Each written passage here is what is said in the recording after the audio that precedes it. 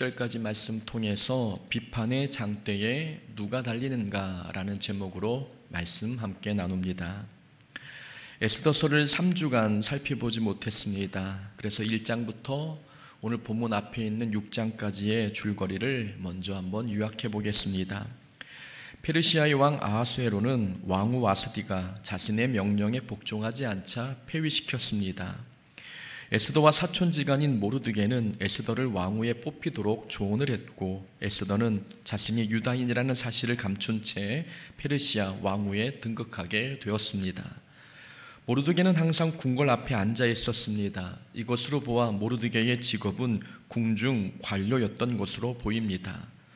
모르드게는 궁궐문 앞에 있으면서 왕을 살해하려는 음모를 알게 되었고, 이 사실을 에스더를 통해 왕에게 전달하였습니다. 왕은 모르드게 덕분에 목숨을 건질 수 있었지요. 그러나 왕은 모르드게에게는 어떤 상도 내리지 않았고 그의 공적만 궁중일기에 기록하도록 했습니다. 대신 왕은 아말렉 사람 하만을 페르시아의 2인자 자리에 앉혔습니다. 하만이 어떤 공적을 세웠는지는 성경에 기록되어 있지 않지만 뜻하지 않게 하만이 왕 다음 가는 권력자가 되었습니다. 권력을 잡은 하만은 모르드게가 자신에게 무릎을 꿇지도 않고 절하지 않는 것을 보고 매우 화가 났습니다. 그래서 모르드게만 죽이는 것으로는 분이 풀리지 않을 것 같아 모르드게의 같은 민족인 유다 민족을 전부 진멸하기로 결정했습니다. 이스라엘 민족과 아말렉 민족은 오래전부터 원수지간이었는데 그 영적 전쟁이 페르시아 땅에서도 이어지고 있었습니다. 하만은 유다 민족을 진멸하려는 자신의 계획을 실행하기 위해 왕을 찾아갔습니다. 그리고 왕에게는 어떤 민족인지는 정확하게 밝히지 않고 다만 한 민족의 법이 페르시아의 법과 달라 왕에게 무익하니 그 민족을 진멸하는 게 어떠냐고 의견을 냈습니다. 그리고 하만은 자기의 개인 돈 1만 달란트를 왕에게 뇌물로 주고 자신의 뜻을 관철시켰습니다. 왕은 하만에게 인장 반지를 내어주었고 너의 소견대로 좋을 대로 행하라고 명령했습니다. 하만은 유다인을 진멸할 날을 정하기 위해 제비를 뽑았습니다. 그래서 뽑힌 달이 12월이었습니다. 제비 뽑기를 한 달은 1월이어서 12월까지는 아직 시간이 많이 남았다고 생각할 수 있지만 그렇지 않습니다. 페르시아가 다스리던 땅은 넓었기에 하만은 페르시아 전 영토에 조소를 써서 전달해야 했기에 충분한 시간을 확보한 것입니다. 그 말은 반대로 말하면 전국에 뿌려진 조소를 다시 취소시키는 데에도 많은 시간이 걸린다는 뜻입니다. 그래서 12월이 아직 멀었다고 해서 안심할 일이 아니었습니다. 유다인들이 빨리 조치를 취하지 않으면 유다인은 모두 진멸될 위기였습니다. 모르드게는 유다인이 진멸될 것이라는 소식을 듣고 에스더에게 왕을 찾아가 도움을 청할 것을 부탁했습니다. 그러나 에스더가 왕후라 해도 왕을 찾아가는 일은 부담이 되는 일이었습니다. 아니, 목숨을 걸어야 하는 일이었습니다. 왕의 허락 없이는 그 누구도 왕을 먼저 찾아가는 것은 페르시아 법에 어긋나는 행동이었기에 에스더도 왕을 찾는 일이 무섭고 두려운 일이었습니다. 그래도 에스더는 죽으면 죽으리라 라는 각오로 금식 기도한 후 왕을 찾아갔습니다. 감사하게도 왕은 에스더를 환대해 주며 에스더가 무엇을 요구하든 나라의 절반이라도 주겠다고 약속했습니다. 그런 상황에서 에스더는 성급하게 자기의 문제를 꺼내놓지 않았습니다. 먼저 에스더는 첫 번째 잔치를 준비하여 왕과 하만을 초대했습니다. 그리고 잔치 자리에서도 에스더는 자기의 요구를 이야기하지 않았지요. 내일 두 번째 잔치를 준비할 터이니 그때 왕이 하만과 오면 그때 자기의 요구사항을 이야기하겠다고 했습니다. 에스더가 첫 번째 잔치를 마친 그날 저녁에 두 가지 사건이 있었습니다. 하나는 하만이 모르드게를 매달아 죽일 높은 장대를 준비한 사건이었고, 또 하나는 아하수에로 왕이 밤에 잠이 오지 않아 궁중일기를 읽다가 모르드게의 공적을 발견한 사건이었습니다. 왕은 모르드게에게 아무런 상도 내리지 않은 것을 알게 되었지요. 그래서 왕은 모르드게를 존귀하게 할 방법을 묻기 위해 뜰에 누가 있는지 물었습니다. 그때 마침 하만이 모르드게를 장대에 매달 것을 왕에게 허락받기 위해 오던 찰나였습니다. 왕은 하만에게 존귀하게 하고 싶은 사람이 있으면 어떻게 하면 좋을지 물었고, 하만은 왕이 존귀하게 하려는 자가 자기 자신이라고 착각했습니다. 그래서 말하기를, 존귀하게 하고 싶은 사람이 있으면 그 사람에게 왕의 옷을 입히고 왕관을 씌우고 왕이 타는 말에 태워 성중 거리로 나가 왕이 존귀하게 하기를 원하는 사람에게는 모두 이와 같이 할 것이라고 선포하도록 하는 게 좋겠다고 이야기했습니다. 왕은 하만에게 하만이 제안한 그대로 모르드게에게 행할 것을 명령했습니다. 에스더가 첫 번째 잔치를 배설한 그날 저녁, 그 하루 만에 반전이 일어났습니다. 그 전까지 유다 민족이 영적 전쟁에서 수세에 몰렸다면 모르드게가 존귀하게 되는 이 사건부터 하만이 수세에 몰리기 시작했습니다. 하만도 그 저녁에 악한 계획을 세웠고 하나님도 하나님의 계획을 진행시켰습니다. 두 사건, 두 계획이 서로 맞붙었는데 하나님의 계획이 더 우세했고 승리를 거두고 있음을 보여주었던 것입니다. 여기까지가 오늘 본문 이전의 내용입니다. 에스더서는 하나님의 개입이 직접적으로 나타나지 않고 있는 성경입니다. 하나님의 일하심이 직접적으로 언급되지는 않지만 곳곳에 하나님의 역사하심이 드러나고 있습니다. 에스더가 왕후가 된 사건, 유대인임에도 불구하고 에스더가 왕후가 된 사건, 그리고 모르드게가 왕의 살해 음모를 알게 된 사건, 에스더가 왕의 허락 없이 왕을 찾아갔지만 왕이 환대해 준 사건, 또한 아하수에로 왕이 밤에 잠이 오지 않아 궁중일기를 읽게 된 사건, 이 모든 사건이 우연처럼 보이지만 하나님께서 절묘한 타이밍으로 일하신 결과였습니다. 우리는 에스더서를 통해 배워야 할 교훈이 하나 있습니다. 우연처럼 보이는 사건을 하나님의 일하심의 결과로 보는 믿음의 안목이 있어야 한다는 교훈입니다. 믿음이란 우연처럼 보이는 일을 하나님의 일하심으로 읽어내는 안목입니다. 믿음은 곧 안목입니다. 믿음은 남들이 보지 못하는 것을 보는 것입니다. 그래서 믿음 없는 사람들이 하나님의 일하심을 우연으로 치부할 때 믿음의 사람들은 우연처럼 보이는 일을 하나님의 일하심으로 믿습니다. 이 차이는 우리 삶에 매우 큰 결과를 만들어냅니다. 우연처럼 보이는 일을 하나님의 일하심의 결과로 믿지 못하는 사람들은 감사할 기회를 놓쳐버립니다. 자신의 삶에 하나님께서 어떤 은혜를 베푸셨는지를 읽어내야 감사가 나올 텐데 하나님의 일하심을 읽어내는 믿음의 안목이 없으니 은혜를 받았음에도 감사하지 못합니다. 은혜가 은혜인 줄 모르기 때문입니다. 하나님께서 일하신 게 아니라 우연의 일치로만 여기니 삶에 좋은 일이 있어도 하나님께 감사하지 못하는 것이고 감사하지 못하니 신앙 성장도 더딘 것입니다. 요한복음 5장에 보면 예수님께서 왕의 신하의 아들의 질병을 고쳐주신 사건이 나옵니다. 한 왕의 신하가 예수님께 찾아와서 자기의 병든 아들을 고쳐달라고 부탁했습니다. 왕의 신하의 병든 아들이 있는 곳은 가버나움이었고 예수님은 현재 가나라는 지역에 계셨습니다. 가버나움과 가나의 거리는 30km 떨어져 있었지요. 왕의 신하는 자기의 아들을 고쳐달라고 부탁하기 위해 그 먼 거리를 예수님을 찾아 가나까지 온 것입니다. 왕의 신하는 자기의 아들이 죽기 전에 예수님의 속히 가버나움에 오시기를 바랐습니다. 그러나 예수님께서는 가버나움으로 가지 않으시고 내 아들이 살아있다라고 말씀만 하셨습니다. 왕의 신하는 예수님의 말씀을 듣고 집으로 돌아가게 되었습니다. 그러나 집에 가던 중에 집에서 오는 종들을 만나게 되었는데 집에서 오는 종들이 이 아들이 살아있다는 소식을 전해주었습니다. 왕의 신하는 아들이 회복되었다는 소식을 듣고 이 사건을 우연으로 넘기지 않았습니다. 종들에게 아들이 낫기 시작한 시간을 자세하게 물었습니다.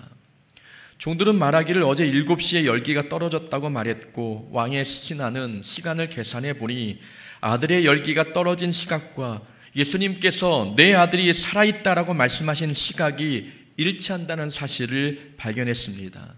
자신의 아들이 회복된 것은 우연이 아니라 예수님의 은혜 덕분임을 깨달았던 것입니다. 그 결과 왕의 신하의 온 집안이 모두 예수님을 믿게 되었습니다. 다른 사람 같으면 아들이 회복된 것을 우연으로 여겼을 것입니다. 아마 우리도 그렇지 않았겠습니까? 예수님께서 직접 오셔서 안수기도해 주신 것도 아니었습니다. 예수님께서는 먼 거리에서 30km 떨어진 먼 거리에서 내 아들이 살아있다라고 말씀하셨고 그 말씀을 하시고 난 뒤 하루가 지난 상황이었습니다. 어쩌면 아들의 병은 시간이 지나면 저절로 낫는 병일 수도 있었습니다. 그러나 왕의 신하는 자신의 가정에서 일어난 일을 우연으로 치부하지 않았습니다. 예수님께서 행하신 일로 믿었고 그래서 자기의 온 가족이 예수를 믿게 되었던 것입니다. 왕의 신하에게는 우연처럼 보이는 사건을 하나님의 은혜로 읽어내는 안목이 있었습니다. 이것이 믿음입니다. 믿음이란 우연처럼 보이는 일을 하나님의 은혜로 읽어내는 안목입니다. 하나님은 우리 삶에서도 보이지 않게 일하십니다. 하나님은 홍해바다를 가르시는 것처럼 눈에 보이는 기적을 행하실 때도 있지만 대부분 보이지 않는 은혜를 베푸실 때가 훨씬 더 많습니다. 룻이 이삭을 줍다가 우연히 보아스 밭에 이르게 된 것처럼 하나님께서는 자신의 능력을 직접적으로 드러내지 않으시고 우연처럼 보이게끔 우리에게 은혜를 베푸실 때가 훨씬 더 많습니다. 우연처럼 보인다고 해서 우연히 일어난 일로 여기지 말아야 합니다. 하나님의 섭리와 계획 속에는 우연이란 존재하지 않습니다. 하나님의 섭리와 계획은 너무나 오묘하고 치밀해서 사람이 보기에 우연의 일치처럼 보이지만 그건 우연이 아니라 하나님의 일하심의 결과입니다. 그러니 우리는 어떤 일이 우연처럼 일어난 것처럼 보인다면 하나님께 감사해야 합니다. 하나님께서 일하신 결과이기 때문입니다. 에스더가 왕후가 된 것은 에스더가 잘해서가 아니었습니다. 하나님의 치밀한 계획 덕분이었습니다. 모르드게가 왕을 살해하려는 음모를 발견한 것도 우연히 알게 된 것이 아니었습니다. 하나님께서 나중에 있을 극적인 반전을 위해 치밀하게 준비하신 섭리의 결과였습니다. 우리 삶에 벌어지는 모든 사건들, 사람이 볼 때는 우연처럼 보이지만 하나님께서 행하신 일들입니다. 아주 작은 일일지라도 우리 삶에 은혜의 일들이 나타나고 있다면 하나님께서 하신 일이심을 믿고 하나님께 감사하는 자가 되어야 합니다. 오늘 7장은 유다 민족을 진멸시키려 했던 하만이 죽임을 당하는 내용입니다. 에스더는 왕과 하만을 위해 두 번째 잔치를 배설했습니다. 2절에서 왕은 에스더에게 다시 물었습니다. 그대의 요구가 무엇이냐? 곧 나라의 절반이라 할지라도 시행하겠노라. 에스더는 나라의 절반을 주겠다는 왕의 요구에 나라 절반을 요구하지 않고 그 대신 3절에서 내 생명을 내게 주시고 내 민족을 내게 주소서라고 대답했습니다. 에스더는 4절에서 자신과 자기의 민족이 팔려서 죽임과 도륙함과 진멸함을 당하게 되었다고 고백했습니다. 왕은 감히 이런 일을 심중에 품은 자가 누구냐고 물었고 에스더는 악한 하만이라고 대답했습니다. 7절에 보니 왕이 노하여 일어나서 잔치자리를 떠나 왕궁 후원으로 들어갔습니다. 아하수에로 왕이 잠시 자리를 뜬 사이 하만은 8절에서 에스더에게 목숨을 살려달라고 애걸하기 위해 에스더가 앉은 걸상에 엎드렸습니다. 그 모습이 왕의 눈에는 왕후를 강간하는 것처럼 보였고 그 즉시 하만은 모르드게를 매달려고 준비한 장대에 자신이 매달렸습니다. 우리는 여기서 궁금한 점이 있습니다. 왜 에스더는 왕과 하만을 위해 두 번의 잔치를 준비했는가입니다. 첫 번째 잔치에서도 왕은 에스더에게 요구사항을 물었고 나라의 절반까지라도 주겠다고 약속했습니다. 아니, 왕은 에스더에게 처음부터 호의적이었습니다. 에스더가 왕 앞에 나타났을 때부터 왕은 에스더에게 나라의 절반을 주겠다고 이야기했습니다. 그러나 에스더는 성급하게 자기의 요구를 말하지 않았습니다. 한시가 급한 상황이니 왕이 호의적일 때 요구사항을 빨리 말하면 좋을 텐데 에스더는 서둘지 않았습니다. 에스더가 잔치를 2번 배설한 이 사건에는 특별한 신학적 의미가 있는 것은 아닙니다. 신학적인 의미보다 여기에는 에스더의 개인 신앙의 특징이 담겨 있다고 볼 수 있습니다. 에스더의 신앙의 특징은 아무리 급해도 하나님의 사인을 보고 움직이는 특징이 있었습니다. 급하다고 섣불리 덤벼들지 않고 급할수록 하나님의 사인을 기다리는 것이 에스더의 신앙생활의 특징이었습니다. 에스더는 왕에게 도움을 요청하러 갈 때에도 앞뒤 가리지 않고 달려들지 않았습니다. 에스더는 유다 민족들에게 기도 부탁을 했고 본인도 시녀들과 함께 사흘 동안 금식 기도를 했습니다. 기도하면서 마음에 확신이 들자 에스더는 금식 사흘째 되는 날 왕을 찾아갔습니다. 왕을 찾아갔어도 왕에게 자기의 요구를 바로 말하지 않았지요. 왕이 나라의 절반을 주겠다고 했지만 그 말을 1번 넘기고 2번 넘기고 3번째에 자기의 요구사항을 이야기했습니다. 에스더의 신앙의 특징은 위급할수록 하나님의 사인을 기다리는 신앙이었습니다. 에스더가 첫 번째 잔치를 끝냈을 때 하나님께서 어떤 일을 행하셨는지를 한번 보십시오. 하나님께서는 갑자기 모르드게를 존귀하게 하셨습니다.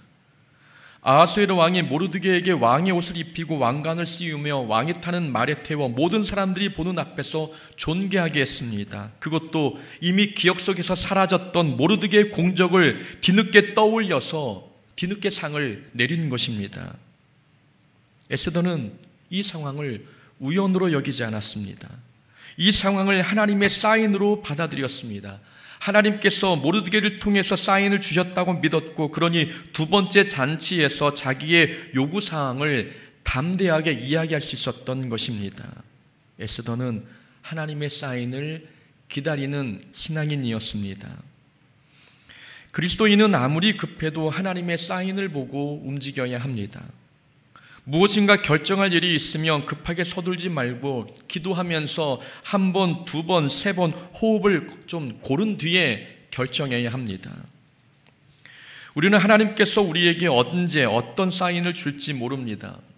사람마다 하나님이 주시는 사인이 다르기에 개인의 경험을 일반화시킬 수도 없습니다. 다만 에스더를 통해 배워야 할 점은 급하게 서둘지 말고 2-3번 기다려야 한다는 것입니다.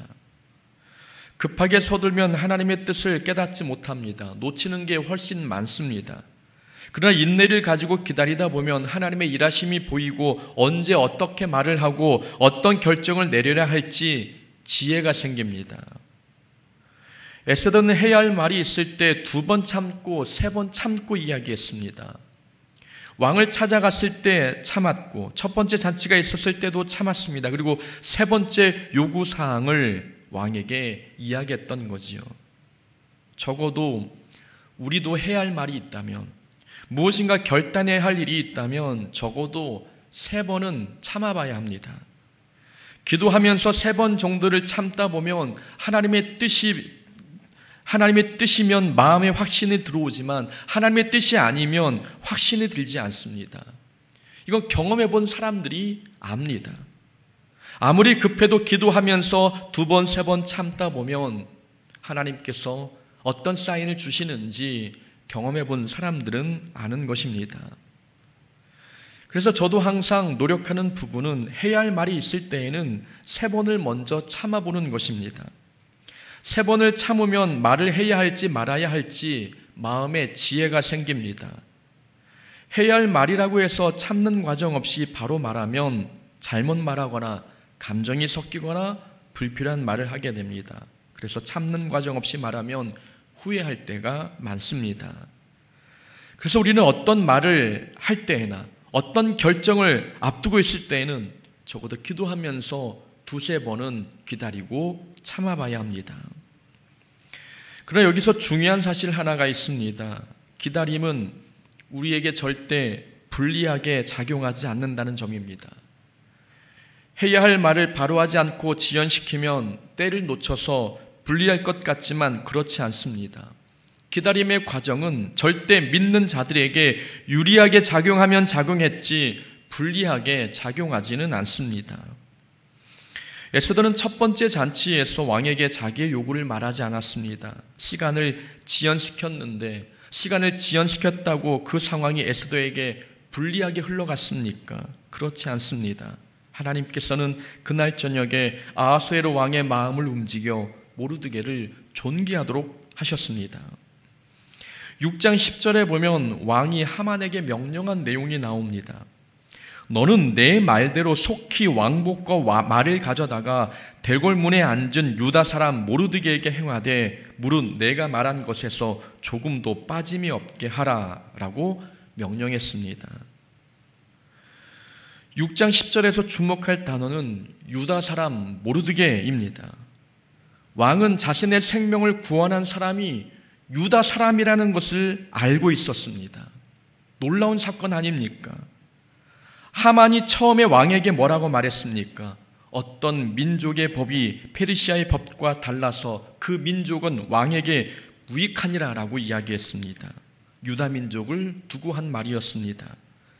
하만은 유다 민족이 왕에게 무익하다고 말했지만 왕은 자기의 생명을 구원해준 사람이 유다 민족임을 기억하게 되었습니다.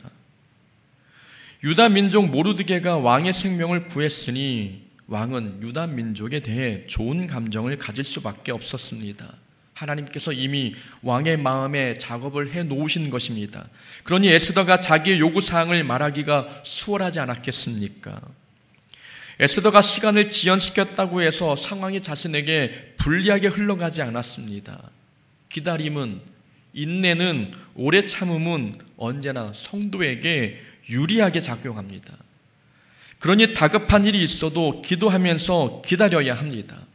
그 기다림이 우리의 마음을 다급하게 만들고 두렵게 만들고 무섭게 만들 때도 있지만 그러나 절대 그 기다림의 시간은 우리에게 불리하게 작용하지 않습니다. 하나님께서는 그 기다림의 시간 동안에 우리가 기대하지 않았던 놀라운 일들을 우리 모르게 일하고 계십니다. 기다림은 우리에게 절대 불리하지 않습니다. 아브라함도 오랜 기다림 끝에 이삭을 낳았습니다. 한나도 오랜 기다림 끝에 사무엘이라고 하는 훌륭한 아들을 낳았습니다. 다윗도 오랜 고생 끝에, 오랜 기다림 끝에 하나님 마음에 합한 사람으로 거듭났습니다. 성도에게 기다림은 하나님의 일하심을 경험하는 기회이고 하나님의 사람으로 거듭나는 훈련의 시간입니다. 그러니 기다림은 결코 손해가 아니라 하나님께서 베푸시는 은혜의 사건을 경험할 수 있는 놀라운 축복의 시간임을 우리는 기억해야 합니다. 왕은 하만이 만든 장대에 매달라고 명령했습니다. 그 장대는 하만이 모르드게를 매달려고 준비한 장대인데 그 장대에 자신이 매달리게 되었던 것이지요. 이 장면을 보면서 떠오르는 말씀 한 구절이 있었습니다. 비판을 받지 아니하려거든 비판하지 말라. 너희가 비판하는 그 비판으로 너희가 비판을 받을 것이요 너희가 헤아리는 그 헤아림으로 너희가 헤아림을 받을 것이니라. 하만은 모르드게를 미워했고 그 미움의 감정이 살인의 감정으로 발전했습니다.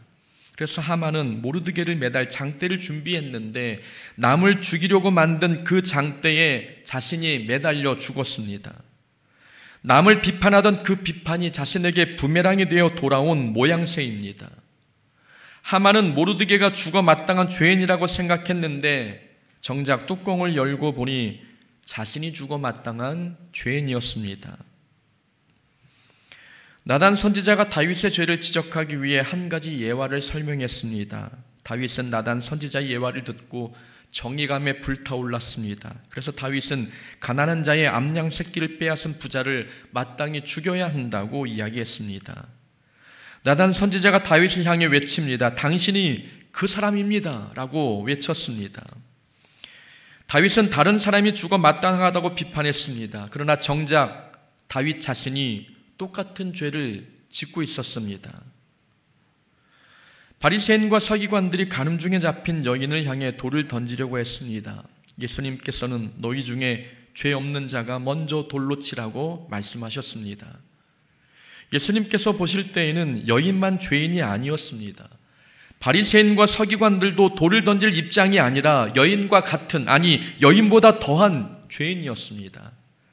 다른 사람이 죽어 마땅하다고 비판했지만 정작 자신도 똑같은 죄인이었던 것입니다. 우리는 다른 사람을 향해 비판합니다. 그러나 우리가 하는 비판에 걸리지 않을 사람은 아무도 없습니다. 우리가 누군가를 향해 사랑이 없다고 비판할 때 하나님이 보실 때에는 우리가 사랑이 없을 수 있습니다. 누군가를 향해 예수 믿는 사람이 저러면 안 되지라고 비판할 때가 있지만 그 비판을 우리 자신에게 갖다 대면 우리도 떳떳하지 못합니다. 우리가 하는 비판은 언제나 다시 우리에게 돌아옵니다. 비판은 누군가를 매달기 위해 세운 장대와 같습니다. 우리는 그 비판의 장대에 다른 사람을 매달고자 하지만 하나님은 그 장대에 우리를 매다실 수도 있습니다.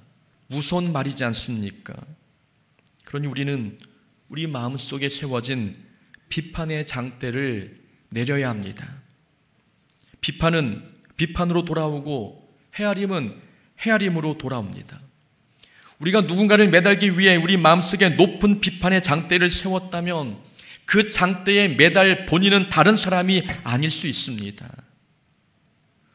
하만은 에스더의 걸상에 엎드려 목숨을 살려달라고 자기의 처지를 헤아려 달라고 애원했지만 돌아오는 것은 죽음이었습니다. 남의 아픔을 헤아리지 못하니 누구도 하만의 사정을 헤아려주지 않았습니다. 비판은 비판으로, 헤아림은 헤아림으로 돌아온다는 것을 가르쳐주고 있는 내용입니다. 하만은 처음에 자신만 잔치에 초대받았다고 기뻐했습니다. 그러나 그 잔치는 기쁨의 잔치가 아니라 하만에게는 심판의 잔치였습니다. 우리 모두는 훗날 예수님이 오시면 천국 잔치에 들어가게 됩니다. 그러나 그 잔치가 의복을 입은 사람에게는 기쁨의 잔치가 되지만 의복을 준비하지 않은 자에게는 멸망의 잔치가 됩니다. 하나님께서 준비하신 천국 잔치가 기쁨의 잔치가 되려면 우리는 예수 그리스도로 옷 입어야 합니다. 예수 믿고 구원을 얻어야 천국 잔치가 우리에게 기쁨의 잔치가 될 수 있습니다.